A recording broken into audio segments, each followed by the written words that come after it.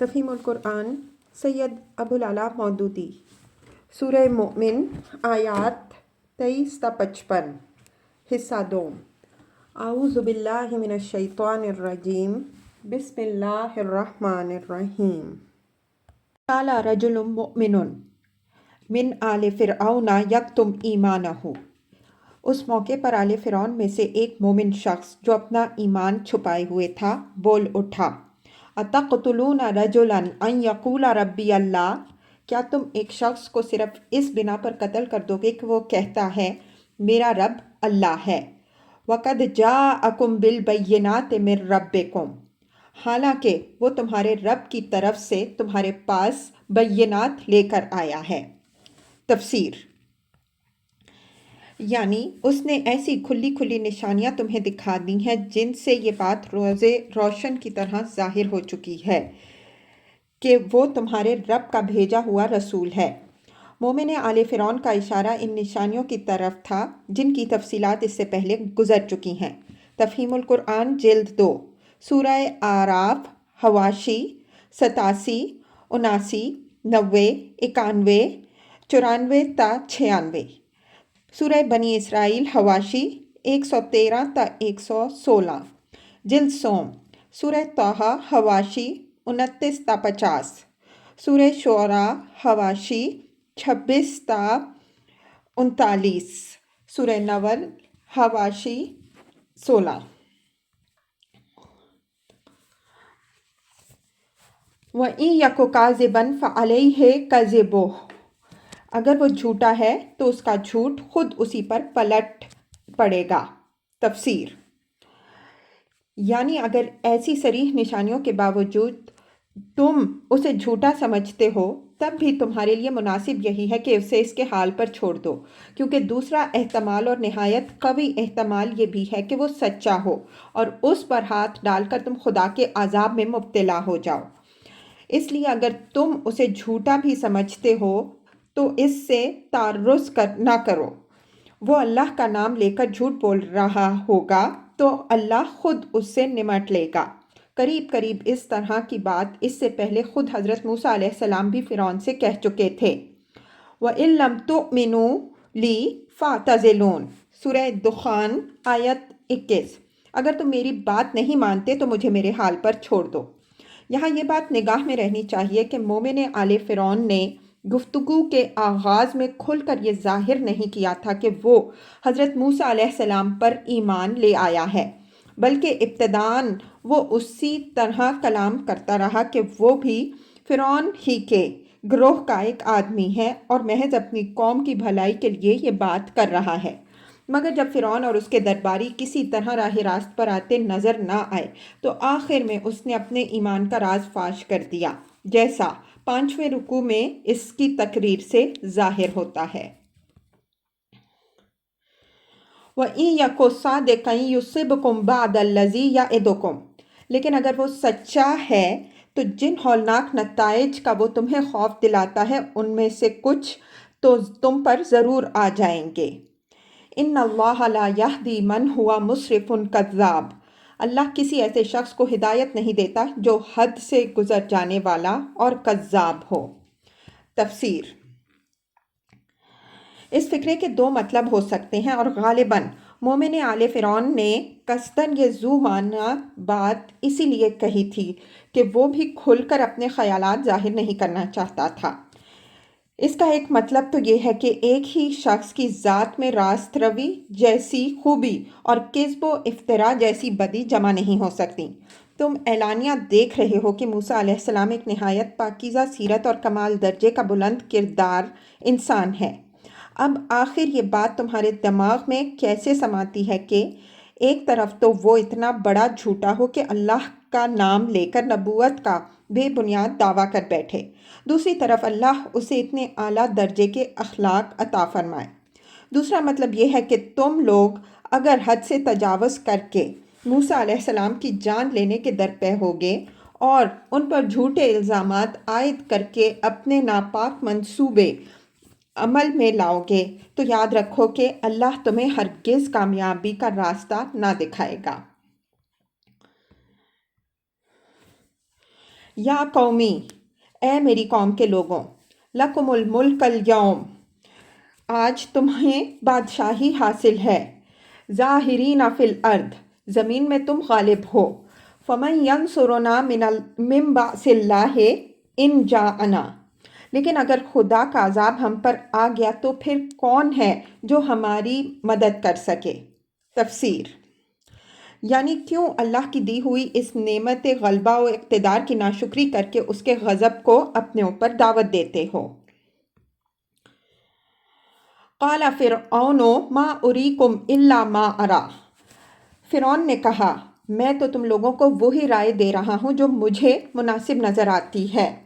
वमा अहदिकुम इल्ला सबीलर रशाद, और मैं उसी रास्ते की तरफ तुम्हारी रहनुमाई करता हूँ जो ठीक है। तफसीर, फ़िरौन के इस जवाब से अंदाज़ा होता है कि अभी तक वो ये राज नहीं पा सका था कि उसके दरबार का ये अमीर दिल में मोमिन हो चुका है, इसीलिए उसने इस शख्स की बात पर नाराज़गी का इजहार तो नहीं किया, अलबत्ता ये वाज़े कर दिया कि उसके ख़यालात सुनने के बाद भी वो अपनी राय बदलने के लिए तैयार नहीं है।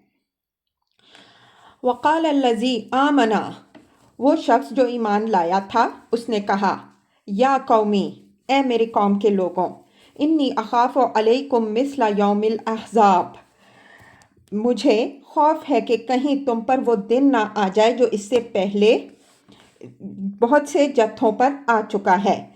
मिस्ला दाअबि कौमि नूह व आद व समूद वल्लज़ीना मिन बादिहिम, जैसा दिन कौम नूह अलैहिस्सलाम और आद और समूद और उनके बाद वाली कौमों पर आया था।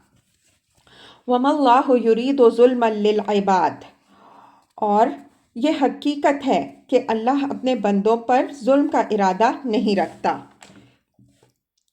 तफसीर, यानी अल्लाह को बंदों से कोई अदावत नहीं है कि वो खामखा उन्हें हलाक कर दे, बल्कि वो उन पर अजाब उसी वक्त भेजता है जबकि वो हद से गुजर जाते हैं, और उस वक्त उन पर अजाब भेजना ऐन तकाज़ाए अदल व इंसाफ होता है। वया कौमी इन्नी अखाफ़ु अलैकुम यौमत तनाद, ए कौम, मुझे डर है कि कहीं तुम पर फरियादो फ़ग़ां का दिन ना आ जाए। यौम तुवल्लूना मुदबिरीन, जब तुम एक दूसरे को पुकारोगे भागे भागे। मा लकुम मिनल्लाहि मिन आसिम, मगर उस वक्त अल्लाह से बचाने वाला कोई ना होगा। वमन युद्लिल्लाहु फमा लहू मिन हाद, सच ये है कि जिसे अल्लाह भटका दे उसे फिर कोई रास्ता दिखाने वाला नहीं। वलक़द जाअकुम यूसुफ़ मिन क़ब्ल बिल बय्यिनात, इससे पहले यूसुफ अलैहिस्सलाम तुम्हारे पास बय्यिनात लेकर आए थे। फमा ज़िलतुम फ़ी शक्क मिम्मा जाअकुम बिह, मगर तुम उनकी लाई हुई तालीम की तरफ से शक ही में पड़े रहे। हत्ता इज़ा हलका कुल्तुम लन यबअसल्लाहु मिन बादिही रसूला, फिर जब उनका इंतकाल हो गया तो तुमने कहा, अब उनके बाद अल्लाह कोई रसूल हरगिज़ ना भेजेगा। तफसीर, यानी तुम्हारी गुमराही और फिर उस पर हठ धर्मी का हाल ये है कि मूसा अलैहिस्सलाम से पहले तुम्हारे मुल्क में यूसुफ अलैहिस्सलाम आए, जिनके मुताल्लिक़ ख़ुद तुम मानते हो कि वो बुलंद तरीन अखलाक के हामिल थे, और इस बात का भी तुम्हें एतराफ़ है कि उन्होंने बादशाह वक्त के ख्वाब की सही ताबीर देकर तुम्हें 7 बरस के उस खौफनाक कहर की तबाहकारियों से बचा लिया जो उनके दौर में तुम पर आया था। और तुम्हारी सारी कौम इस बात की भी मोतरफ़ है कि उनके दौरे हुकूमत से बढ़कर अदलो इंसाफ और खैर व बरकत का ज़माना भी कभी मिस्र की सरजमीन ने नहीं देखा, मगर उनकी सारी खूबियाँ जानते और मानते हुए भी तुमने उनके जीते जी उन पर ईमान लाकर ना दिया, और जब उनकी वफ़ात हो गई तो तुमने कहा कि अब भला ऐसा आदमी कहाँ पैदा हो सकता है। गोया तुम उनकी खूबियों के मोतरफ़ हुए भी तो इस तरह के बाद के आने वाले हर नबी का इनकार करने के लिए इसे एक मुस्तकिल बहाना बना लिया। इसके माना यह है कि हिदायत बहरहाल तुम्हें कबूल नहीं करनी है।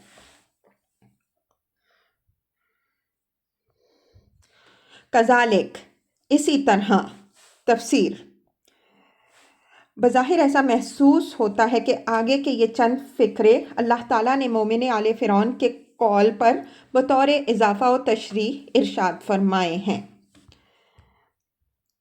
یضل اللہ من ہوا مسرف مرتاب، اللہ ان سب لوگوں کو گمراہ کر ڈالتا ہے جو حد سے گزرنے والے اور شکی ہوتے ہیں۔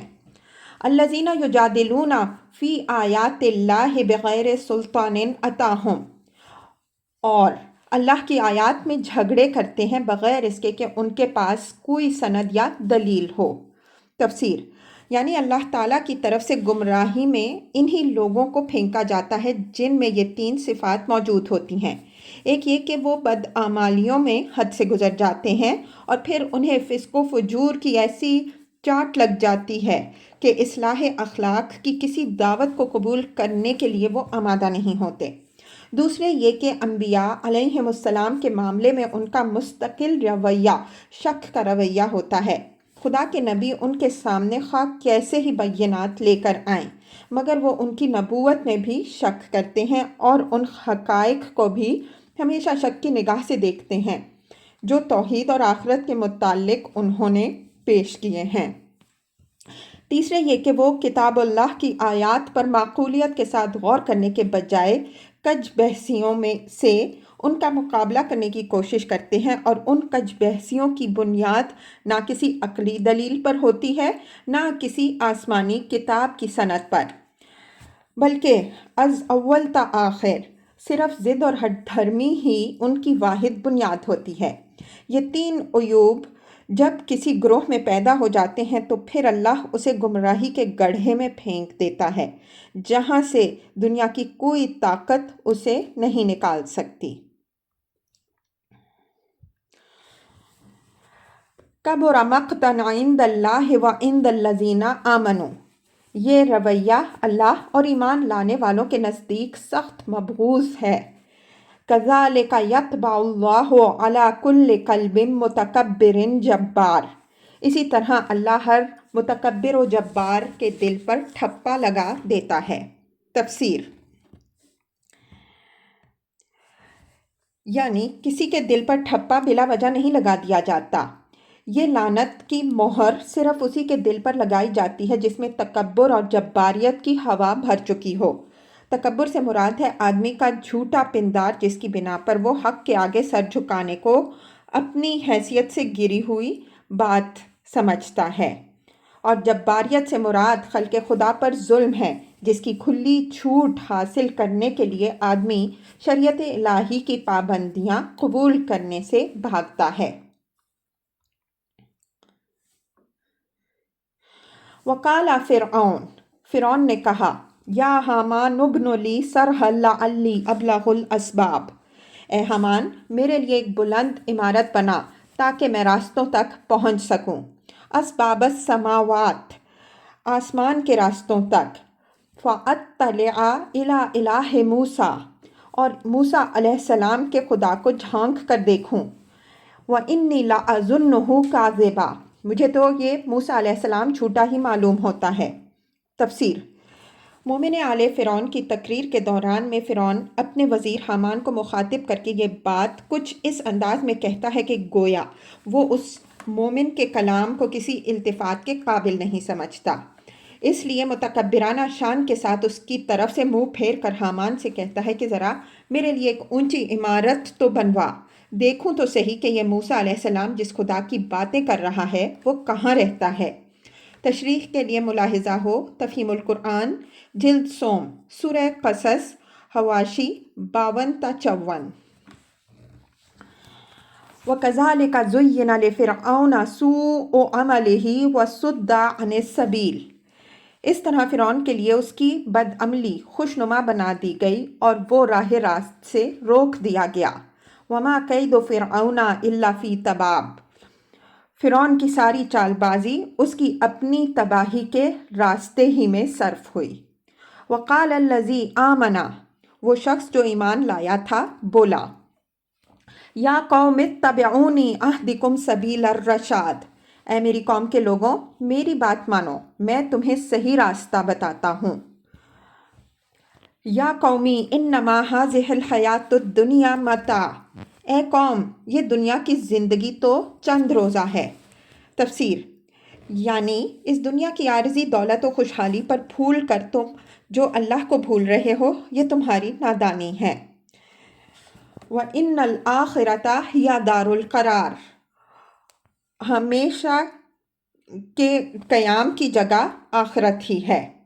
من عمل سیئہ، جو برائی کرے گا، فلا یجزا الا مثلہا، تو اتنا ہی بدلہ اسے ملے گا جتنی اس نے برائی کی ہوگی۔ ومن عمل صالحا من ذکر او انثی وہو مؤمن، اور جو نیک عمل کرے گا خواہ وہ مرد ہو یا عورت بشرطے کہ ہو وہ مومن۔ فاولئک یدخلون الجنۃ یرزقون فیہا بغیر حساب، تو ایسے سب لوگ جنت میں داخل ہوں گے جہاں ان کو بے حساب رزق دیا جائے گا۔ وَيَا قَوْمِ مَا لِي أَدْعُوكُمْ إِلَى النِّجَاةِ وَتَدْعُونَنِي إِلَى النَّارِ، اے قوم آخر یہ کیا ماجرا ہے کہ میں تم لوگوں کو نجات کی طرف بلاتا ہوں اور تم مجھے آگ کی طرف دعوت دیتے ہو۔ تَدْعُونَنِي لِأَكْفُرَ بِاللَّهِ وَأُشْرِكَ بِهِ مَا لَيْسَ لِي بِهِ علم، تم مجھے اس بات کی دعوت دیتے ہو کہ میں اللہ سے کفر کروں اور اس کے ساتھ ان ہستیوں کو شریک ٹھہراؤں جنہیں میں نہیں جانتا۔ تفسیر، یعنی ان کے شریک خدا ہونے کا میرے پاس کوئی علمی ثبوت نہیں ہے، پھر آخر آنکھیں بند کر کے میں اتنی بڑی بات کیسے مان لوں کہ خدائی میں ان کی بھی شرکت ہے اور مجھے اللہ کے ساتھ ان کی بھی بندگی کرنی ہے۔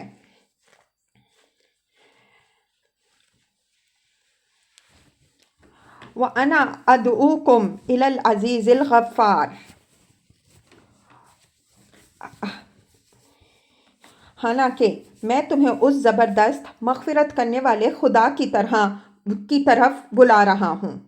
لا جرم، نہیں حق یہ ہے، انما تدعوننی الیہ لیس لہ دعوۃ فی الدنیا ولا فی الآخرہ، اور اس کے خلاف نہیں ہو سکتا کہ جن کی طرف تم مجھے بلا رہے ہو ان کے لیے نہ دنیا میں کوئی دعوت ہے نہ آخرت میں۔ تفسیر، اس فقرے کے کئی معنی ہو سکتے ہیں۔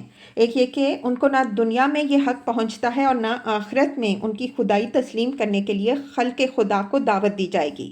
دوسرے یہ کہ انہوں نے لوگوں کو زبردستی خدا بنایا ہے، ورنہ وہ خود نہ اس دنیا میں خدائی کے مدعی ہیں نہ آخرت میں یہ دعویٰ لے کر اٹھیں گے کہ ہم بھی تو خدا تھے، تم نے ہمیں کیوں نہ مانا۔ تیسرے یہ کہ ان کو پکارنے کا کوئی فائدہ نہ اس دنیا میں ہے نہ آخرت میں، کیونکہ وہ بالکل بے اختیار ہیں اور انہیں پکارنا قطعی لا حاصل ہے۔ وَأَنَّا مَرَدَّنَا إِلَى اللَّهِ، اور ہم سب کو پلٹنا اللہ ہی کی طرف ہے۔ وَأَنَّ الْمُسْرِفِينَ هُمْ أَصْحَابُ النَّارِ، اور حد سے گزرنے والے آگ میں جانے والے ہیں۔ تفسیر، حد سے گزر جانے کا مطلب حد سے تجاوز کرنا ہے۔ ہر وہ شخص جو اللہ کے سوا دوسروں کی خدائی مانتا ہے یا خود خدا بن بیٹھتا ہے یا خدا سے باغی ہو کر دنیا میں خود مختاری کا رویہ اختیار کرتا ہے اور پھر اپنی ذات پر، خلق خدا پر اور دنیا کی ہر اس چیز پر جس سے اس کو سابقہ پیش آئے طرح طرح کی زیادتیاں کرتا ہے، وہ حقیقت میں عقل اور انصاف کی تمام حدوں کو پھاند جانے والا انسان ہے۔ فَسَتَذْكُرُونَ مَا أَقُولُ لَكُمْ، آج جو کچھ میں کہہ رہا ہوں عنقریب وہ وقت آ جائے گا جب تم اسے یاد کرو گے۔ وَأُفَوِّضُ أَمْرِي إِلَى اللَّهِ، اور اپنا معاملہ میں اللہ کے سپرد کرتا ہوں۔ إِنَّ اللَّهَ بَصِيرٌ بِالْعِبَادِ، وہ بندوں کا نگہبان ہے۔ تفسیر، اس فقرے سے صاف معلوم ہوتا ہے کہ یہ باتیں کہتے وقت اس مومن شخص کا پورا یقین تھا کہ اس حق گوئی کی پاداش میں فرعون کی پوری سلطنت کا عتاب اس پر ٹوٹ پڑے گا اور اسے محض اپنے اعزازات اور مفادات ہی سے نہیں اپنی جان سے بھی ہاتھ دھونا پڑے گا، مگر یہ سب کچھ جانتے ہوئے بھی اس نے محض اللہ کے بھروسے پر اپنا وہ فرض انجام دے دیا جسے اس نازک موقع پر اس کے ضمیر نے اس کا فرض سمجھا تھا۔